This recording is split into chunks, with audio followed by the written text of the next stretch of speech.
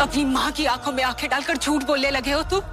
मेरे साथ इतना बड़ा छल, इतना बड़ा विश्वासघात, दी हुई सौगंध तोड़ दी तुमने। मैंने कोई सौगंध नहीं तोड़ी माँ, कोई सौगंध नहीं तोड़ी मैंने। ना ही मैंने आपसे असत्य बोला है। केवल मैंने आपसे पूर्ण सत्य नहीं कहा। आपसे अनुमति लेने के पश्चात ही मैं भूपन के हत्यारे को दंड देने के लिए निकला था, मृत्यु दंड देने के लिए निकला था, एक मां को न्याय दिलाने के लिए निकला था। और मैंने अपने वचन का मान रखा है मां, मैं पाटलिपुत्र नहीं गया। सबको चंड की वास्तविकता ज्ञात हो गई है। अशोक को मारने का सुनहरा अवसर चूक गया मैं। कुछ सुना नहीं चाहती हूँ मैं, चलो यार। रुको।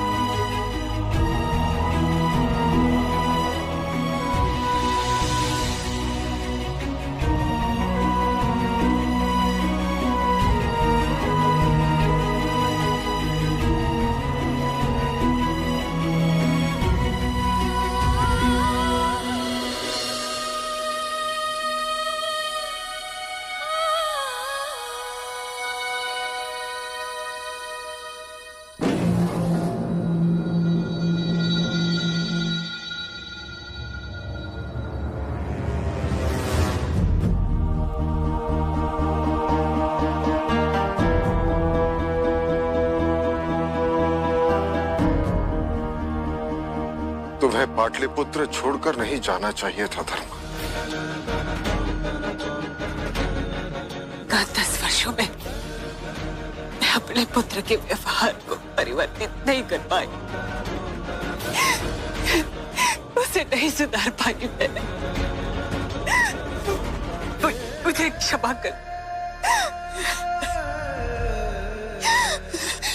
चंड बन चुका है ये।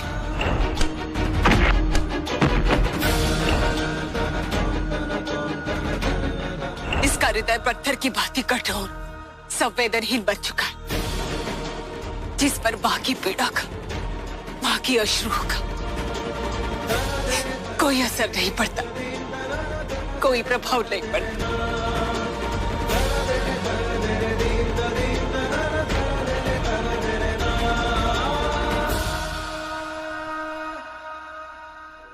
और ये हमारा पुत्र सम्राट,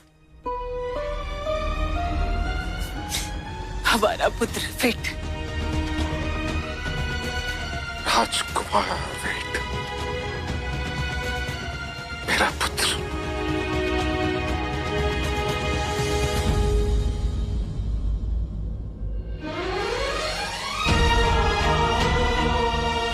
मुझे क्षमा कर दो पुत्र। तुम्हारा कोई दोष न होते हुए भी तुम्हें इतने कष्ट उठाने पड़े। तुम कल्पना भी नहीं कर सकते कि तुम्हें अपने हृदय से लगाने के लिए मैं कितना तरसा हूं पुत्र।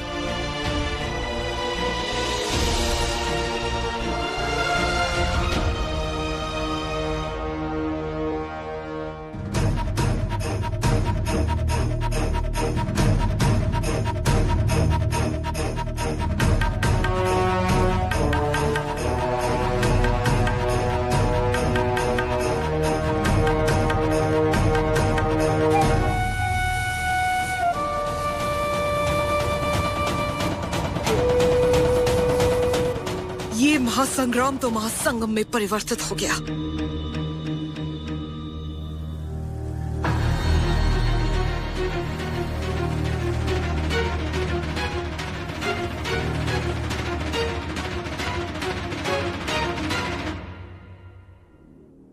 अब बहुत हो चुका पुत्र, घर चलो।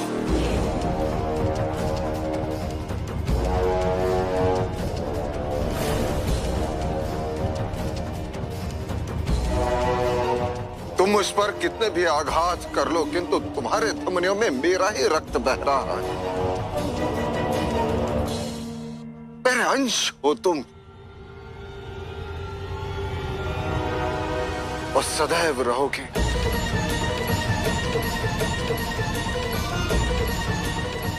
आज मैं तुम्हें क्षमा करता हूं पुत्र।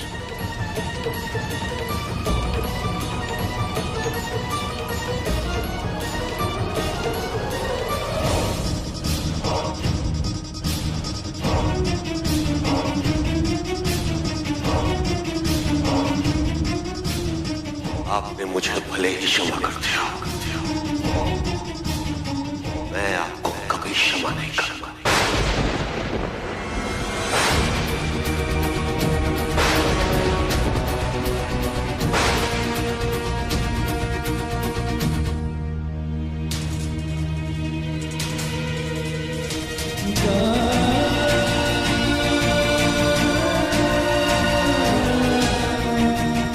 वर्ष पहले आपने मुझे अनाथ कहा था, और मेरे साथ अनाथों जैसा व्यवहार भी किया था। एक बार भी मेरी सुध नहीं ली आपने। एक बार भी ये नहीं सोचा कि मैं जीवित हूं या मर गई। माना कि मैंने जो कुछ भी किया वो आपकी दृष्टि में अनैतिक था, अनुचित था, अक्षम्य था। उसका दंड दिया आपने मुझे। किंतु मेरी मां, इस नवजात, इनको दंड क्यों?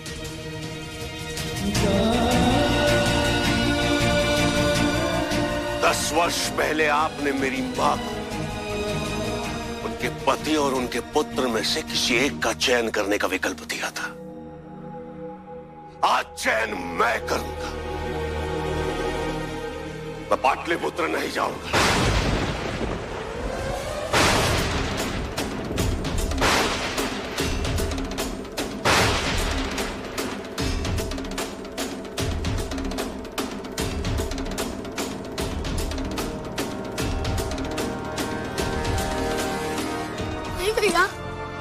ऐसा मत कहिए। नौटंकी। इतने कठोर न बनो पुत्र। बार बार मुझे पुत्र कहकर संबोधित ना करे सम्राट बिंदुसार। आपने सुना नहीं कि मैंने कहा? 10 वर्ष पहले जब मेरे पिता ने मुझे अनाथ कहा, उस क्षण से मेरे पिता मेरे लिए मर चुके। अशोक!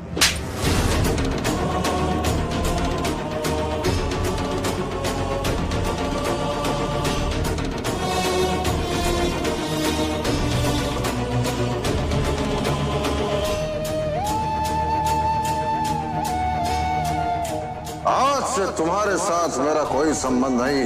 मेरे लिए तुम और तुम्हारे लिए मैं मर चुका हूं। धन्यवाद मां। आपसे आशीर्वाद की अपेक्षा तो नहीं थी, पर ऐसा करके आपने मुझे जाने की अनुमति दी थी।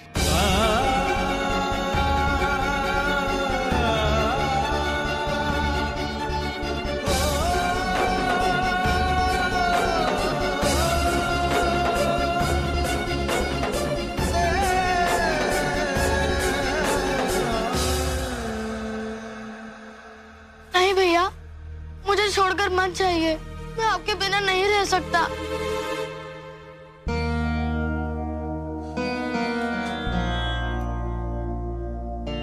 तुम्हें मेरी अनुपस्थिति में मां का ध्यान रखना है।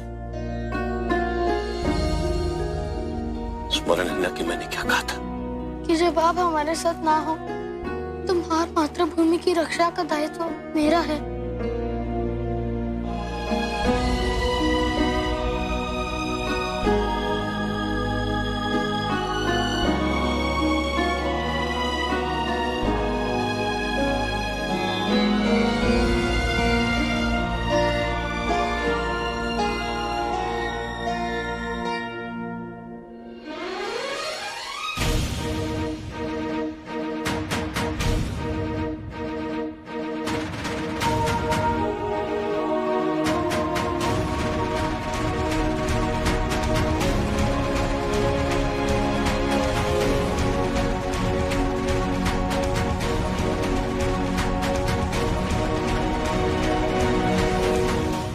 आचार्य, हमारी योजना पूर्ण होकर भी अपूर्ण रही।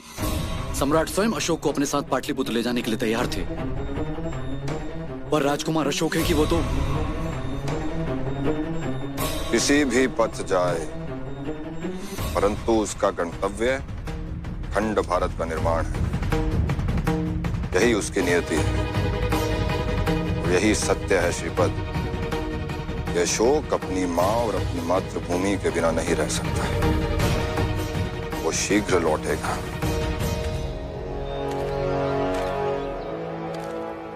मेरे अंदर के अशोक के साथ उस राज परिवार के सभी संबंध समाप्त हो चुके हैं। मैं चंड था और चंड ही रहूंगा। मैं पाटलिपुत्र कभी नहीं जाऊंगा, कभी नहीं।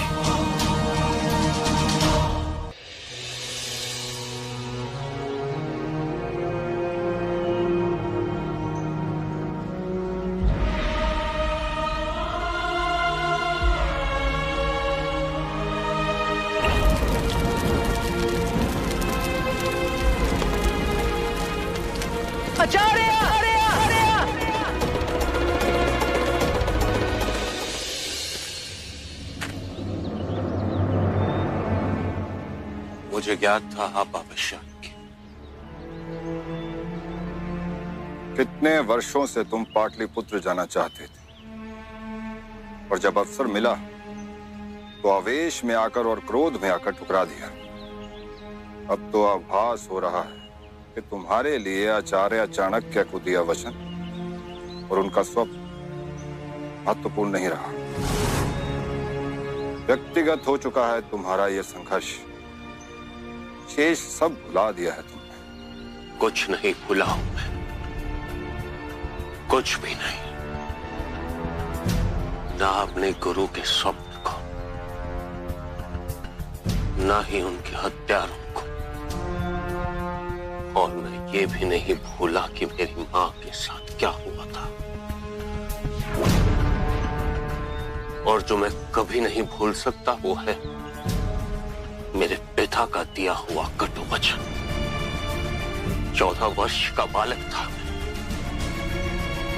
जब मेरे पिता ने मुझे घर से निकल जाने के लिए कहा। उन्होंने कहा कि मैं अनाथ हो चुका हूं। मेरे पिता मेरे लिए मर चुके। वो मेरे पिता थे। कितना प्रेम करता था मैं उनसे, कितना विश्वास था मुझे उन पर। और उन्होंने मुझे मेरी मां से मिलने भी नहीं दी। एक गुरु का स्वप्न मेरा स्वप्न अवश्य।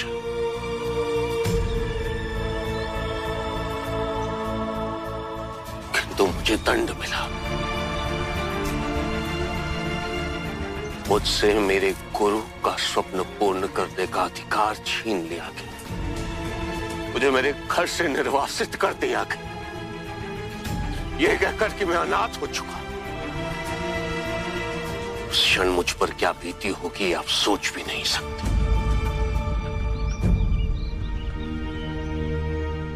जानते हैं गुरुदेव, किसी व्यक्ति के लिए सबसे बड़ा दंड होता है उसके जीवन को उद्देश्यहीन बना देना।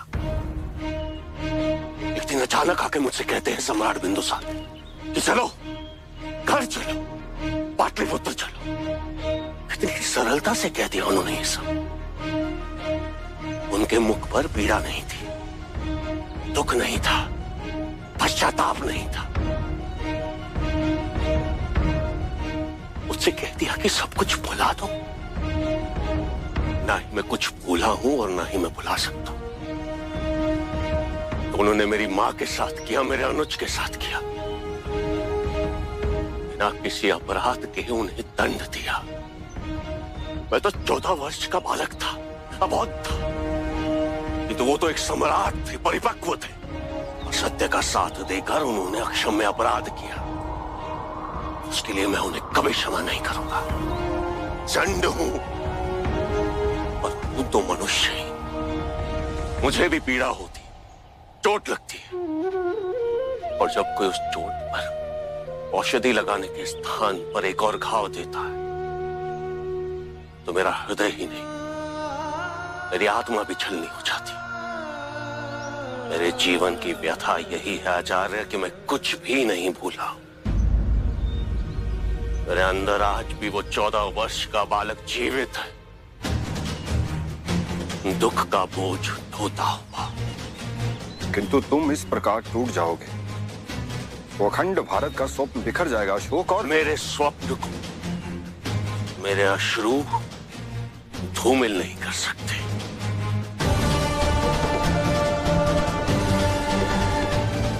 मुझे भली भांति ज्ञात है आचार्य कि मुझे अब क्या करना है, और उसके लिए यह आवश्यक नहीं कि मुझे सम्राट के साथ उनके महल में रहना पड़े। आप देखिएगा आचार्य, कि 10 वर्षों से अधूरा पड़ा हुआ स्वप्न अब कैसे पूर्ण होगा। परंतु इतना बड़ा उद्देश्य, वो भी बिना सम्राट की सहायता के, कैसे अशोक? गुरुदेव ये कहते थे कि शत्रुओं को यह समझने दो कि तुम असहाय हो, निर्बल हो, और तुम्हारे पास कोई विकल्प नहीं है। और उस अवसर का लाभ उठाकर तुम उन्हें चकित कर दो। सरलता से सबको ज्ञात हो जाए ऐसी योजना आप बनाते आचार्य। मैं नहीं। क्या लगा था आपको कि मैं आपकी योजना से अवगत नहीं हूं? मैं भली भांति अवगत था। कैसे आपने मुझे प्रतियोगिता में सम्मिलित करवाया, कैसे अंतिम समय में मां को मेरे समक्ष लाकर सुषिम को मारने से रोकने की योजना को पूर्ण किया, कैसे आप मुझे पाटलिपुत्र ले जाना चाहते थे। मुझे सब कुछ आरंभ से ज्ञात था आचार्य। इसीलिए जिस क्षण मैंने पाटलिपुत्र जाने से मना किया, उस क्षण आपके मुख पर जो निराशा थी, वो निराशा मैं अपने प्रत्येक शत्रुओं के मुख पर देखना चाहता। मैंने आपसे पहले भी कहा था और अब भी कह रहा हूं आचार्य, मुझे षड्यंत्र से घृणा है। और यदि आपको यह लगता है कि आप मुझे नियंत्रित करते रहेंगे, स्मरण रखिएगा आचार्य, इसी प्रकार आपको आप ही के खेल में पराजित करता रहूंगा।